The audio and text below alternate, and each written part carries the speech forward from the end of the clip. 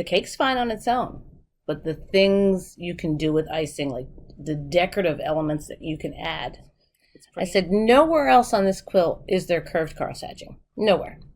But there are feathers. We have linear fills here and linear fills here. They, alternate directions. We have that very linear fill pulling the eye through this piecing. So it actually accentuates her piecing. So I said, pebbles are here, little feathers are here, feathers in the border.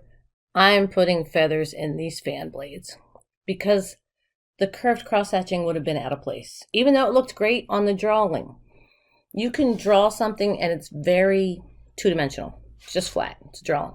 When you start quilting it, you see the texture, the depth, the shadows, the highlights. All that happens once you add the quilting. So there's 3 things that follow the path of least resistance. Water follows the path of least resistance. Electricity and the eye. If you have on a quilt, you have very linear quilting, your eye is going to follow that linear quilting. So you can control where you take someone's eye, whether it's toward the center of the quilt or off to the edge of the quilt. Okay, and there'll be different times that you'll want to use both. So this was a client quilt, and this is how it came to me over here on the left. Minimal painting in the eye, just a little bit, some shading on the face. This is after just adding a little bit of thread. So you already see just from that little bit of thread some dimension coming. And this is after I finished. And I think it was a few different colors of thread. So you see it went from this to this. So now on this one, this is one of my digital designs.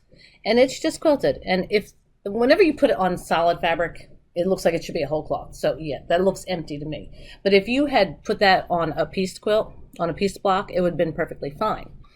So this one shows the extreme end of that, where there's matchsticking around the outer border, just showing you, just the basic quilting and all of those fills, the difference in texture.